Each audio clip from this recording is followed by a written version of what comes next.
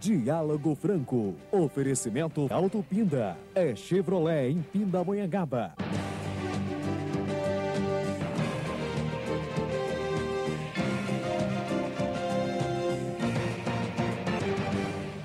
Olá, bom dia. Neste domingo, mais uma vez, nós aqui no Diálogo Franco, desta feita no novo estúdio da Band, e nós estamos inaugurando hoje com uma pessoa muito especial, Dr. Fernando Calera, que é médico, atua em São José dos Campos e coordenador de um projeto importantíssimo desenvolvido lá no Hospital Pio XII, em São José dos Campos. Doutor, muito bom dia. É um grande prazer recebê-lo aqui hoje.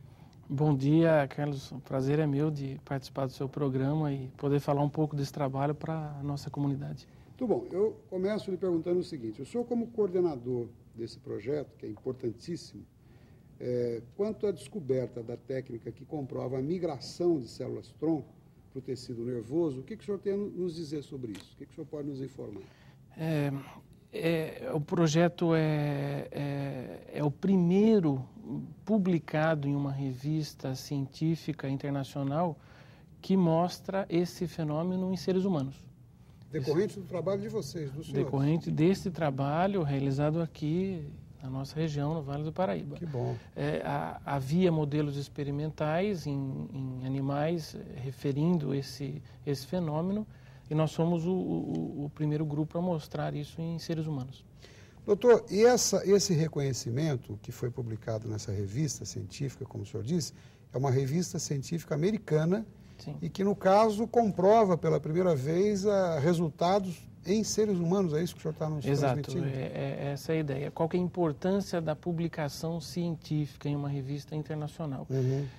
E quando nós mandamos um trabalho para a publicação em uma revista científica, há um grupo de pesquisadores não relacionados conosco, na verdade eu não conheço, especialistas na área, que avaliam em geral 2, 3, 4, 5 às vezes, quando o trabalho é complexo, e que avaliam esse trabalho, tentam checar se não há nenhum problema metodológico, e eles dão um aval, dizendo, olha, esse trabalho tem consistência, ele pode ser divulgado nessa revista para o mundo todo. Que beleza. Doutor, e no geral, como estão as pesquisas nessa área aqui no Brasil? Além desse trabalho de vocês, no geral, como isso está se conduzindo? No Brasil, vários grupos estão trabalhando, cada grupo em uma área com células-tronco. Importante nós falarmos aqui que as células-tronco que trabalhamos são células-tronco da própria pessoa, são as células-tronco do sangue que nós falamos. Células-tronco provenientes da própria medula óssea. Então, esta célula, já usamos há muitos anos para transplantes de medula, ela é desprovida desse problema ético, desse problema religioso, porque ela é da própria pessoa, não envolve nenhum outro problema. Então, esta é a célula que temos trabalhado e que vários outros grupos têm trabalhado. No Sul, com epilepsia, em outros estados com problemas ortopédicos, temos vários grupos. Os trabalhos com as células embrionárias ainda não estão em modelo clínico. Nós temos trabalhos só experimentais em modelos animais por as questões éticas e religiosas que são bem discutidas. Eu queria perguntar no bojo dessa colocação que o senhor está fazendo, a Igreja Católica representa alguma barreira para o avanço das pesquisas no sentido geral nessa área? Ao meu ver, não. Eu trabalho em um hospital que é um hospital católico de freiras e o apoio... Pio XII é católico. É o Pio XII, né? De São José dos Campos, e o apoio é muito grande. Bom. É óbvio que com respeito à célula embrionária, envolvendo captar essa célula de embriões congelados, a Igreja Católica se mostrou contra em função do aspecto da discussão do que é vida e o que não é. É uma situação, é uma posição que nós respeitamos muito. E, na verdade, não nos afeta, porque o nosso trabalho envolve outro tipo de célula. O que existe é muita interpretação equivocada aí, né? Um posicionamento que a igreja assumiu não é contra o avanço das pesquisas, é isso que o senhor está nos dizendo? De forma alguma, acho que não é contra, mas acho também que deve ter, envolvendo os embriões, muita regulação, considerando um país como o nosso que... as tangenciais aí da lei ocorrem nesse país, né? Então precisa ter um cuidado grande com isso. Então, mas o senhor entende que a legislação engessa essa questão, atrapalha ou não chega a atrapalhar, acho que não, a interferir? Ao meu ver, não. A legislação brasileira hoje há 2 anos atrás, em uma primeira medida, aprovou as pesquisas com células embrionárias em modelos animais. Elas estão liberadas. Em modelos animais, sim. A gente tem conseguido caminhar nesse sentido. Muito bom. E eu queria perguntar ainda ao senhor o seguinte, existem aqui bancos de cordões umbilicais, como funciona, e eu quero saber se existem bancos públicos nesse setor. Claro. É muito interessante essa pergunta, Carlos. Na verdade, o Brasil criou, o Ministério da Saúde criou bancos públicos de cordão umbilical, que chama Brasil Cord. É um sistema em que várias universidades captam os cordões. Aqui no Vale nós temos, doutor? Não. Num primeiro momento, o Ministério da Saúde achou melhor locar esses laboratórios de congelamento em universidades. Então, ficou a Universidade de Campinas, São Paulo, INCA, Instituto Nacional do Câncer, no Rio de Janeiro, a Faculdade de Medicina em Ribeirão Preto, todas que têm um hemocentro, uma faculdade, e o Hospital Israelita Albert Einstein. E esse trabalho que o senhor realiza com a sua equipe aqui no Vale do Paraíba, na verdade, ele é patrocinado pelo Ministério da Saúde, é um ministério que monitora, como é que eu poderia considerar? Em relação aos transplantes de medula óssea, sim, é o ministério que nos dá suporte, né, para fazer isso. Em relação à pesquisa específica, foi o nosso grupo, é um grupo que nós temos de trabalho, e que, na verdade, nós mesmos financiamos esse projeto, compramos os reagentes e fizemos ao ponto de publicá-lo. Normalmente na sua área há que se desenvolver quase que um sacerdócio, né? Porque é uma dedicação integral. Vocês se envolvem a tal ponto se envolve, que... é verdade. E até porque a escolha desse trauma, desse tipo de paciente, traumatismo raquimedular, porque são pacientes que sofrem muito e não tem grandes hoje tratamentos para eles.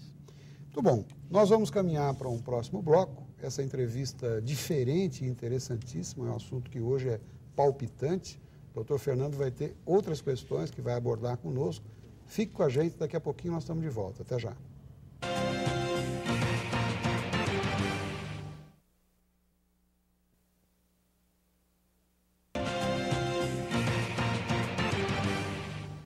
Olá, nós estamos de volta no Diálogo Franco deste domingo, recebendo aqui o doutor Fernando Calera, médico que desenvolve importantíssimo trabalho na nossa região com a sua equipe.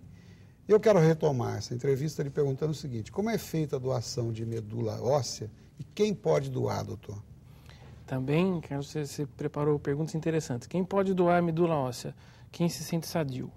Em geral, de 18 a 65, 70 anos, se não tiver nenhum problema, pode doar a medula óssea. Desculpa, para as pessoas saberem, se inteirarem bem, não tem nenhum problema para quem doa. Nenhum problema para quem doa. Porque há muita ignorância nessa área. A gente que é leigo desconhece, né? Claro, muita gente pensa que compromete o organismo. Às vezes as pessoas até confundem. Existe uma medula, na área médica, que chama medula nervosa, né? Que é do sistema nervoso, é do nosso trabalho lá, de raque medular. Não é essa que doa. A medula óssea é o tutano do osso, é o que fica dentro do osso. E, na verdade, a doação, a primeira parte dela é uma coleta de sangue. Coleta-se o sangue, estabelece as características desse doador e vai para um banco de dados. Se no futuro aparecer um paciente que é igual a esse doador, aí sim o doador é chamado para coletar a célula da medula. Muito simples, fácil e, graças a Deus, hoje Então, em princípio, todo mundo pode doar. Todo mundo pode doar, e seria um ato assim fantástico. Beleza. Nós caminhamos muito bem nessa área no Brasil. Hoje a gente tem mais de 500 mil doações cadastradas no Instituto Nacional do Câncer.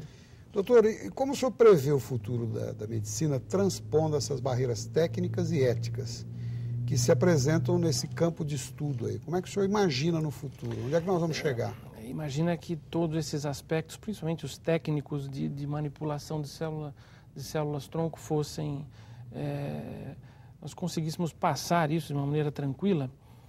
Talvez no futuro, qualquer doença, você pegaria a célula-tronco, tiraria aquele gene alterado, colocaria um novo e bom, sadio, e volta devolveria a funcionar o a célula normalmente para o paciente. Ele Poxa, ficção mesmo, por enquanto. Essa seria a ideia. O outro aspecto são os chips de DNA, né? Que você, através de uma gota de sangue, de uma célula, saberia a característica toda do paciente, se ele desenvolveria doença daqui quanto tempo, futuro mais possível. Que bom.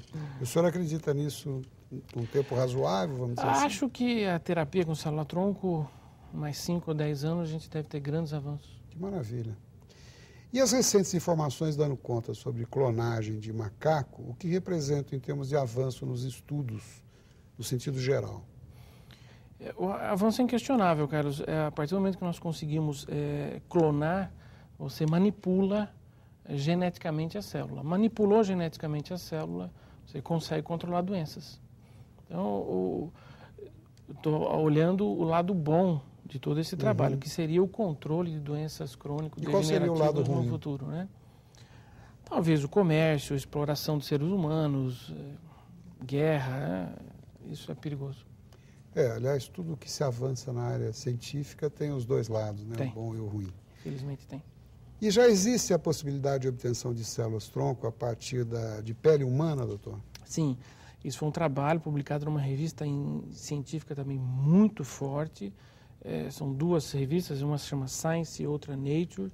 São revistas muito importantes e passou um pouco o lado ético, porque tirou célula de pele, conseguiu fazer uma clonagem através de um vírus, injetando nessa célula madura a carga genética para que ela se transformasse numa célula tronco embrionária.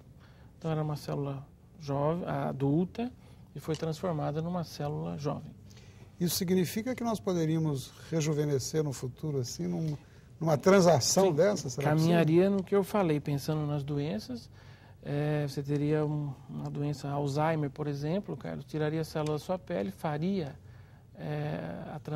a troca genética e devolveria essa célula em sistema sanguíneo. Num sentido até chulo, eu posso dizer que nós vamos aposentar o Botox também nessa linha? Poderia. Existem trabalhos com células-tronco nessa área. Interessante. Doutor, as pesquisas desenvolvidas por sua equipe são financiadas pelo poder público ou pela iniciativa privada? Eu acho que isso aí é muito importante os telespectadores saberem, porque certamente muita gente vai ter interesse em ter mais contato com esse trabalho de vocês. E novamente eu agradeço esse momento para falar isso. Esse primeiro projeto ele foi financiado pelo nosso próprio grupo. Nós adquirimos todos os reagentes, os equipamentos para fazer, porque nós já tínhamos todo um laboratório montado para os transplantes de medula. Então nós usamos o que já tínhamos para derivar. Adquiriram esses? Sim, foi um investimento o que é necessário do grupo para os transplantes e conseguimos derivar para a pesquisa, que é fundamental também. A gente tem que ter assistência e pesquisa, e o ensino é o modelo da universidade pública hoje brasileira. Nós agora, para continuar o projeto, sempre temos que submeter ao Conselho Nacional de Ética em Pesquisa, isso é importante, esses pacientes têm total ciência do que está sendo feito, e a partir daí pedir verbas para órgãos de fomento à pesquisa. O senhor pode nos fornecer telefone de contato, que as pessoas possam interagir? Talvez o melhor ponto hoje seria o Hospital Pio XII, o telefone é 3928-3300. Está na tela nesse momento, é o telefone que as pessoas podem contactar, ou o e-mail do Dr. Fernando. O meu e-mail é fcalera@shhsjc.com.br, é a nossa clínica. Muito bom. E eu queria ainda que o senhor dissesse aos telespectadores, o senhor é formado por Ribeirão Preto, pela USP, em medicina, e veio parar em São José dos Campos e acabou derivando para esse trabalho. E aqui o senhor tem se concentrado especificamente nessas pesquisas? Nós temos aqui, na verdade, eu fiz o doutorado nessa área envolvendo transplantes e havia uma proposta de trabalhar na região do Vale do Paraíba que não existia nada nessa área específica de tratamento de leucemias envolvendo os transplantes de medula. Eu achei interessante, nós viemos, começamos a desenvolver todo o projeto e por manipular a célula-tronco para os transplantes, ficou fácil, tenho uma formação em pesquisa, ficou fácil derivar para projetos experimentais, ocasionando esse trabalho. E como as pessoas ou instituições que desejem participar, colaborar, devem fazer? Basta que acesse esses telefones que o senhor divulgou e a gente vai ter... Eu acho que entrando em contato por esses telefones ou pelo site, é o que os pacientes têm feito, muitos que querem participar dos projetos. Se não respondo na mesma hora, no mesmo dia, e nós vamos trocando informações e ideias. Parte positiva é sempre bem-vinda. Quantos profissionais integram a sua equipe, doutor? Hoje somos em 5 oncohematologistas, especialistas em transplante. Dedicados quase que exclusivamente ao tratamento de doenças oncohematológicas. Muito bom. Eu vou pedir mais um minutinho de licença a todos nessa entrevista, repito, muito interessante com o doutor Fernando. É um assunto palpitante e eu fico até sensibilizado com as suas colocações, porque nós no Vale do Paraíba, através do seu trabalho, certamente os senhores estão prestando um serviço a todo o Brasil e até fora do país. A gente volta já já, num outro bloco, continue conosco.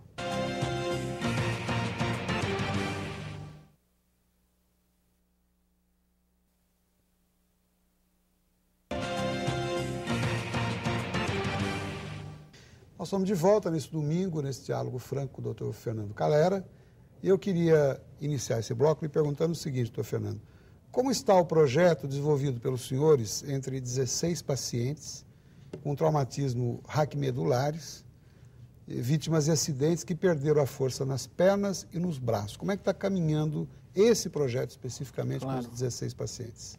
Ele foi dividido em duas partes. Essa primeira parte nós mostramos que a célula migra. Precisaria mostrar isso primeiro, antes de qualquer consideração? Ela tem que ir para a área lesada? Provamos isso. E esses pacientes estão sob acompanhamento. O acompanhamento tem que ser longo, 3, 4, 5 anos. Nós temos 2 anos ainda de acompanhamento.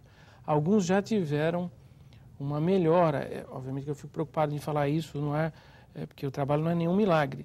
Tiveram alguma melhora, ninguém ainda está andando, mas teve uma melhora motora. Alguns conseguiram mexer membros que há 5 anos não mexiam. Beleza. Óbvio que para nós isso é um motivo de esperança, mas é cedo ainda, eu não posso falar aqui que está tudo resolvido. Eles já estão sendo acompanhados há 2 anos aproximadamente? Sim. E tem mais 2 ou 3 pela frente? Mais 2 ou 3 pela frente para fechar o projeto e falar, olha, dá resultado ou não dá. E o Brasil, doutor, tem grande capacidade para descobertas na área científica, especialmente nessa área? Acho que nós temos, assim, grandes cabeças no Brasil. O nosso problema, infelizmente, é político e econômico. Falta recurso aí? Falta. Acho que até, do ponto de vista do Ministério da Educação, Saúde, Ciência e Tecnologia, nós temos até de recursos. Mas ele não chega até a ponta, né? Pelos problemas que a gente já sabe. Então, fica mais no discurso lá, na esfera superior? E há um atrito aí, o dinheiro que sai lá, 100 que sai de lá, chega 2 aqui, né? E tem um atrito de 98 no caminho. E o senhor acha que depois do advento da CPMF, que o Adib Jatene, quando o ministro concebeu, enfim, discutiu, e a implantação se deu para ajudar basicamente a saúde no país, o senhor acha que nessa área das pesquisas o advento da CPMF contribuiu para injetar recursos aí ou não? A ideia original do Dr. Adib, que é um excelente profissional, uma pessoa íntegra, era essa, mas na prática não ocorreu. Não aconteceu. Não. Nós temos bons órgãos de fomento à pesquisa, FAPESP, CNPq, mas com recursos limitados e voltados para algumas áreas. É uma pena. Vamos ver se isso no futuro muda, porque do ponto realmente... de vista de cabeça e de cérebros, a gente tem pessoas muito boas, cara. Que bom. O estudo desenvolvido há 2 anos pelos senhores, anteriormente só havia sido confirmado em animais. É a primeira experiência aqui que se faz com seres humanos, doutor?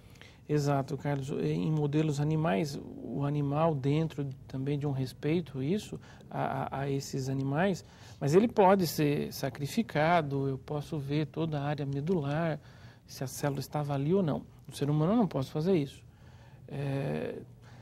Nós criamos esse método de injetar a célula no próprio sistema nervoso e, através de uma marcação e ressonância magnética, descobrir onde é que ela foi parar após o transplante. Então, mas essa experiência com seres humanos, eu repito, só para ficar isso bem claro, ela tem sido realizada por vocês e é uma experiência inédita aqui no Brasil, essa de vocês, ou existem outros experimentos do gênero em outros estados, em outras situações? Não, em modelos humanos, em ensaios clínicos, que nós chamamos, esse foi o primeiro trabalho publicado. Que maravilha, parabéns. Em revista internacional foi o primeiro. Muito bom. Em sua experiência, os médicos podem acompanhar a trajetória das células por meio de ressonância magnética? É possível isso? É totalmente possível? Em um modelo experimental é possível, que foi o que nós fizemos.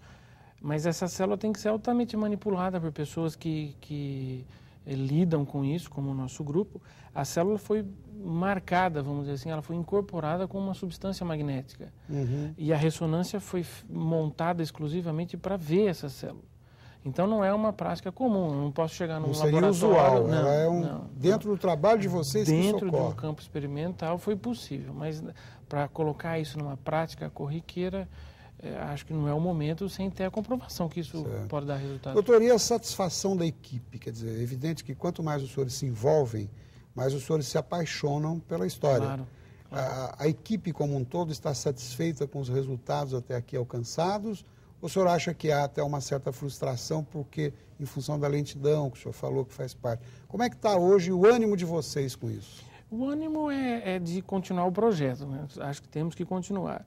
É óbvio que quando nós conseguimos uma publicação internacional, isso anima. Mas também queríamos, como qualquer paciente, que injetássemos a célula-tronco e um mês depois o paciente estava andando. Não é assim, Carlos, infelizmente. Ela demora, pode ser que alguns pacientes não tenham um bom resultado, pode depender de cada paciente. 10 pacientes que nós fizemos, alguns respondem muito bem, outros não. Por quê? O mesmo tipo de lesão. Por quê? Claro que ele tem... aquela área lesada se comporta de maneira diferente em cada paciente. Temos muito a aprender, Carlos. Nesse sentido... E o senhor acha que depois dessa publicação, o senhor sentiu que alguma coisa mudou, vocês receberam mais contatos de fora, ou por enquanto ainda não houve uma repercussão no trabalho de vocês? Em nosso meio, Carlos, as publicações científicas, na verdade, não são... Elas têm que ocorrer. Então é uma coisa corriqueira. A publicação assim não foi...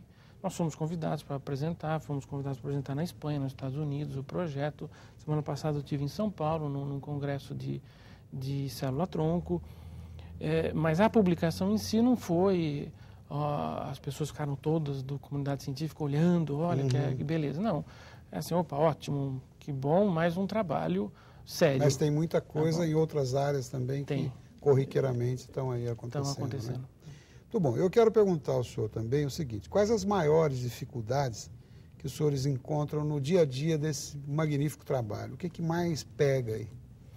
Acho que a rotina de implantar o trabalho, o paciente participa, é altamente trabalhoso, coletar a célula, manipular, devolver, né? Frente a poucos recursos, é um trabalho que é feito assim, como você falou, Carlos, com muita vontade, né? Muita garra. Na garraça, como as pessoas dizem, né? Acho que essa é a maior dificuldade. Quando a gente consegue fazer grupos grandes, como é feito na Europa, nos Estados Unidos, eu não preciso fazer tudo, o trabalho do início ao fim, Carlos. Uma pessoa fica com uma parte do trabalho, outra com outra parte, então você divide, o trabalho anda muito melhor, né? Se conseguíssemos grupos grandes, seria bem melhor. Doutor, e ainda, certamente para satisfazer a curiosidade das pessoas, o envolvimento do familiar do paciente. Até que ponto isso é importante ou deixa de ser importante, e ele ocorre ou não?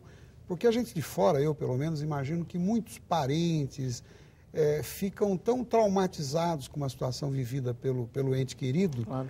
que a pessoa tem uma certa resistência. Como é que tem ocorrido isso? Os parentes, as pessoas amigas se envolvem, participam, ou há uma resistência nesse sentido?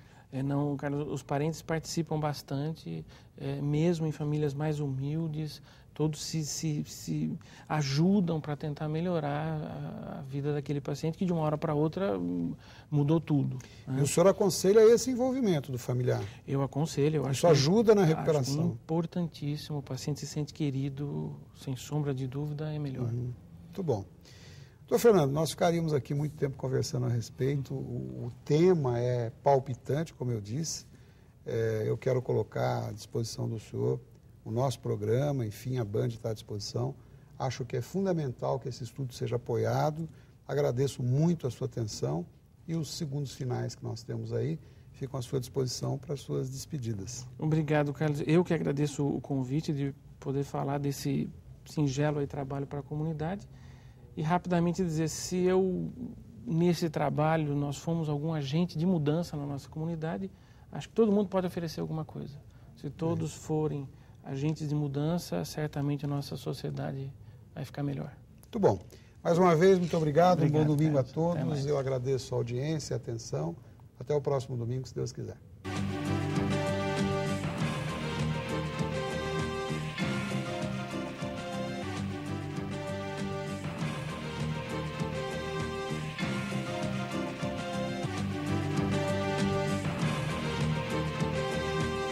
Diálogo Franco. Oferecimento Auto Pinda. É Chevrolet em Pindamonhangaba.